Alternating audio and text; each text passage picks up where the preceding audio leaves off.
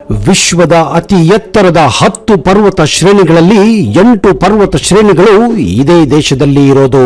ಈ ದೇಶದಲ್ಲಿ ಮಹಿಳೆಯರಿಗೆ ಇರುವಷ್ಟು ಸವಲತ್ತು ಬೇರೆ ಇನ್ನು ಯಾವುದೇ ದೇಶದಲ್ಲಿ ಇಲ್ಲ. ಇಲ್ಲಿನ ಮಹಿಳೆಯರು 2ಕ್ಕಿಂತ ಹೆಚ್ಚು ಗಂಡಂದರ ಜೊತೆ ಸಂಬಂಧವನ್ನ ಇಟ್ಟುಕೊಳ್ಳಬಹುದು.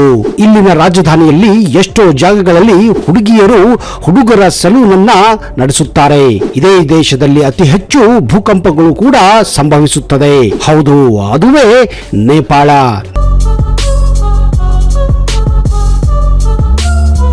ನೇಪಾಳದ ಅತಿ ಹೆಚ್ಚು ಪ್ರಸಿದ್ಧಿ ತಿಂಡಿ ಅಂದ್ರೆ ಅದು ಮೋಮೋ ಆಗಿದೆ.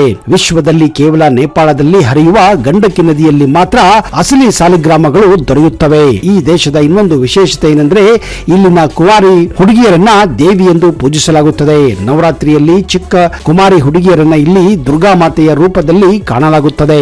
ಶಿವರಾತ್ರಿಯನ್ನು ಇಲ್ಲಿ ಅತ್ಯಂತ ವಿಜೃಂಭಣೆಯಿಂದ ಆಚರಿಸುವ ಹಬ್ಬಗಳಲ್ಲಿ ಒಂದಾಗಿದೆ.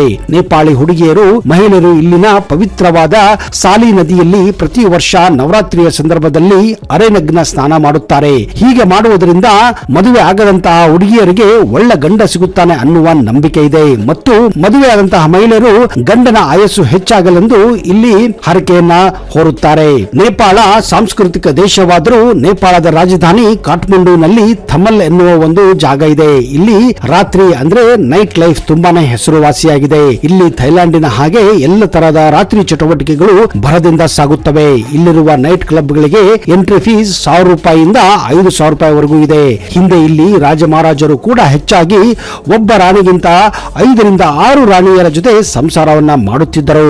ಬಹುಪತ್ನಿತ್ವ ಮತ್ತು ಬಹುಪತಿತ್ವ ಅಂದ್ರೆ ಒಂದು ಹೆಣ್ಣು ಒಂದಕ್ಕಿಂತ ಹೆಚ್ಚು ಗಂಡನ್ನ ಮತ್ತು ಒಬ್ಬ ಗಂಡ ಒಂದು ಹೆಣ್ಣಿಗಿಂತ ಹೆಚ್ಚು ಮದುವೆ ಆಗಬಹುದು ಎನ್ನುವ ಪಾರಂಪರಿಕ ವ್ಯವಸ್ಥೆ ಇಲ್ಲಿದೆ. ನಮ್ಮ ದೇಶದಲ್ಲಿ ನವರಾತ್ರಿ ಹಾಗೂ ದೀಪಾವಳಿ ಸಂದರ್ಭದಲ್ಲಿ ಯಾವ ರೀತಿ ಹುಲಿಯ ವೇಷವನ್ನ ಹಾಕಿ ಕುಣಿಯುತ್ತಾರೋ ಅದೇ ರೀತಿ ನೇಪಾಳದಲ್ಲಿ ನವರಾತ್ರಿಯ ಸಂದರ್ಭದಲ್ಲಿ ಮಹಿಳೆಯರು ಹುಲಿ ಮತ್ತು ಸಿಂಹದ ಮುಖವಾಡನ್ನು ಧರಿಸಿ ಹಳ್ಳಿಗಳಲ್ಲಿ ನಗರಗಳಲ್ಲಿ ಜನರ ಮಧ್ಯೆ ಕುಣಿಯುವ ಒಂದು ಪದ್ಧತಿ ಇಲ್ಲಿದೆ.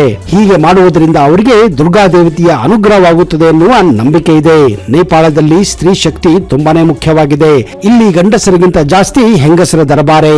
ಅದು ವ್ಯಾಪಾರವೇ ಆಗಲಿ ಅಡುಗೆಯೇ ಆಗಲಿ ಮನೆಯನ್ನ ಹೊರಗೆ ಹಾಗೂ ಒಳಗಡೆ ನೋಡಿಕೊಳ್ಳುವ ಜವಾಬ್ದಾರಿ ಹೆಂಗಸರಿಗೆ ಇರುತ್ತದೆ.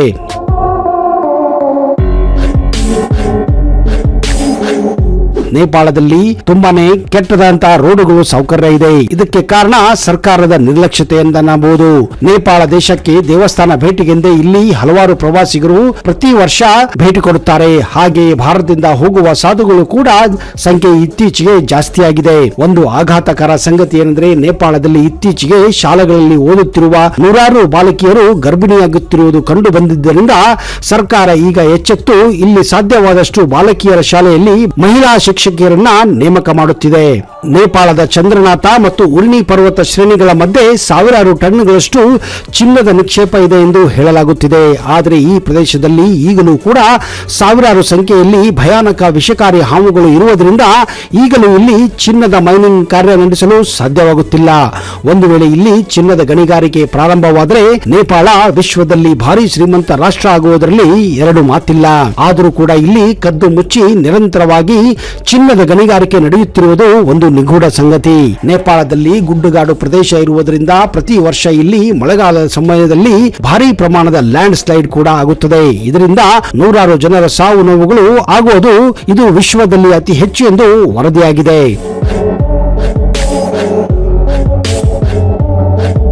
ಈ ಸೇತುವೆಯು 2ನೇ ಅತಿ ಉದ್ದದ ಪಾದಚಾರಿ ತೂಗ ಸೇತುವೆ ಎಂದು ಗಿನ್ನಿಸ್ ಬುಕ್ ಆಫ್ ರೆಕಾರ್ಡ್ ನಲ್ಲಿ ದಾಖಲಾಗಿದೆ. ನೇಪಾಳದ ಪರ್ಬತ್ನಲ್ಲಿರುವ ಮಾಡಿ ನದಿಯಿಂದ ಬೇರ್ಪಟ್ಟ 2 ಬಂಡೆಗಳು ಅಂದ್ರೆ ಕುಶ್ಮಾವನ್ನ ಗ್ಯಾಂಡಿಗೆ ಸಂಪರ್ಕಿಸುವ ತೂಗು ಸೇತುವೆ ಇದಾಗಿದೆ.